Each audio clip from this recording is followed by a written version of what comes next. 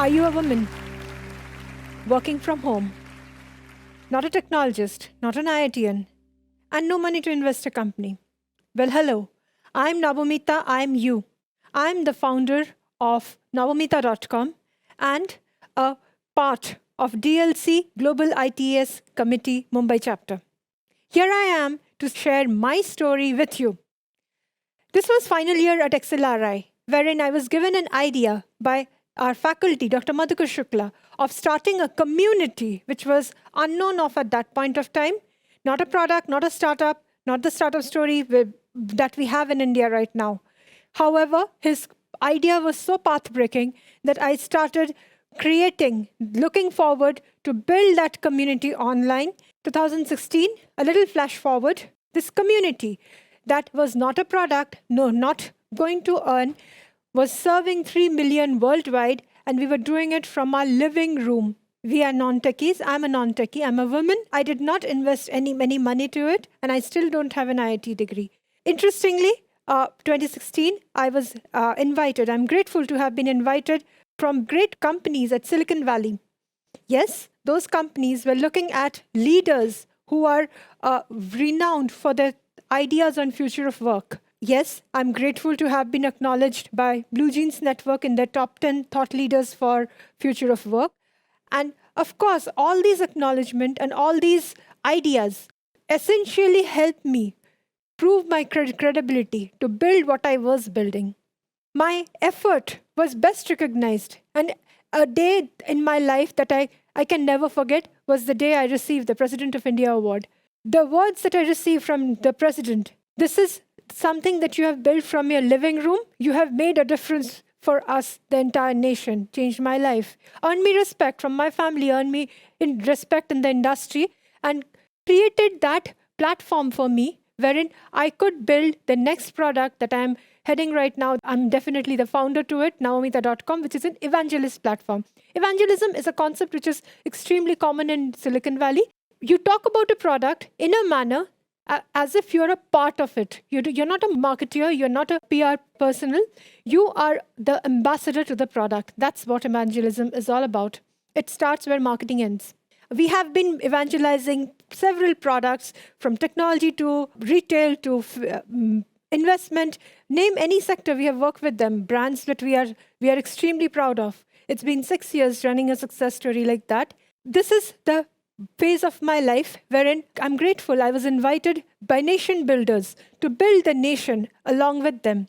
I'm grateful to have been initiatives by the government of our great nation to make a difference wherein I could go to the heartland and see the real India actually building step by step. The success story that we cannot think of in a great society, in the best society. Probably I saw it there. A 22-year-old woman came up to me and said, "Today I bought insurance with my own money." I was excited. I congratulated her. I said, "What does she do?" She said she runs a business which she took a loan from Mudra and she had paid it off. This happened in a heartland wherein I couldn't even see the GPS location on my iPad.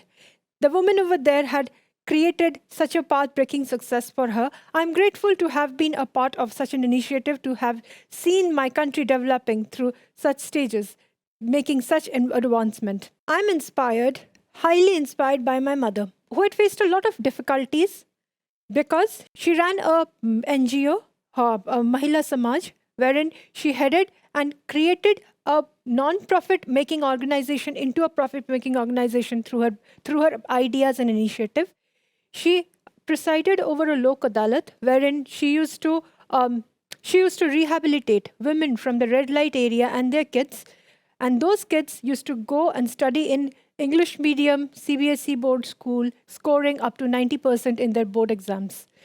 She is a woman who is still working on a lot of tribal development and youth development for youth. And of course, she had to grow 3 daughters, husband, in-laws, her own parents, and an entire family. Seeing her was the biggest lesson for me. When I look at her, I feel I have not done enough in my life. Second person who inspired me is my grandfather. He worked with Tata Steel He had a great career. He was head of the department of a technology area there. He was excellent in terms of speech, and he did all these areas of social development along with his career. When I look at him, when I think of his work, when I look at my mother, I don't think I'm doing enough. Another person who inspired me is Dr. Mathi. I call him my master Ugwe, wherein I'm the Po from Kung Fu Panda who doesn't fit into the world, who was where I was just suddenly thrown into. Yes, it was a great fortune and great blessing for me to get through XLRI. However, when I started studying there, I felt I do not fit in, and I was almost on the verge of dropping out. At that point of time, I met Sir, and Sir told me, "You're too worried about what it is and what will be." That's the same scene which, if you remember in Kung Fu Panda, when Po is selected as Dragon Warrior and he realized he doesn't fit into the team, he's not as talented as the rest of them. He was sitting under a peach tree and he was contemplating leaving that place. At that point of time, Master Rugwe arrives and says the same thing. However, my Master Rugwe found me long before Po was created in 2003. Dr. Mathi, I'm extremely grateful to you. You've helped me find a direction wherein nothing was clear, wherein there was no promise of future. You helped me believe in myself, just as my mother and my nana are that unstoppable force in my life who always help me realize I can do a lot more than what I have done. Master Rugwe, Dr. Mathi, sir, you have helped me realize that yes, I have it in me to do all that I can do, all that I have already done, or even I can just dream about, I can still go ahead and do that. So these three people in my life have taken me through from the point wherein I had almost lost myself to what I am now, or where am I now. And they just don't stop there. They constantly help me question myself, what more can I do? How more meaningful can I be? I'm grateful I received the President of India award. I was declared as one of the top 100 women in the country. Meeting the president at his residence was a huge honor. Meeting the ministers who had arranged, organized, and ensured that we are honored was absolutely a dream come true for most of the Indians. However, the opportunity to create a difference to the nation with all your education, all your might, and all your intellect is something that came to me after that. I cannot thank all those great leaders who believed in me and took me along those great initiatives, allowed me to be a part of that. One award changed my life so differently that I could go and impact lives of so many I had not even thought of it. Today, if I say that if I suddenly die, would I regret something? What will be my greatest regret in life? I don't have any, because I have lived to give back what I have received. And whatever number of days I live, I will live to give it back and do the most I can. Your challenges, you're the fortune that is lying at the bottom of the pyramid.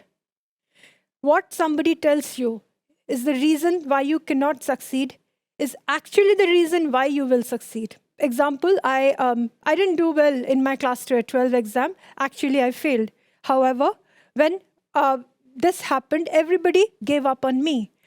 However, by the time I cleared XCT, they thought I wouldn't be able to clear the interview. When I cleared the interview, they couldn't believe it. That day when I couldn't clear the 12th board exam became that particular point of my life wherein I became an unstoppable force. Yes, I'm grateful XLRI happened. I'm grateful President of India award happened. I'm grateful a lot of acknowledgement from different country and their presidents have come to me. I'm grateful I've received that. I feel that unstoppable force behind me. That's the biggest key takeaway. Your lowest point in your life take you to the highest point. If only you're listening to it, if only you take yourself ahead with it. Let's look at what exactly do I stand today right now. Biggest challenge are my greatest strength. I stand on the pyramid, which was supposed to finish my career, has actually created a future for not just me, but people worldwide.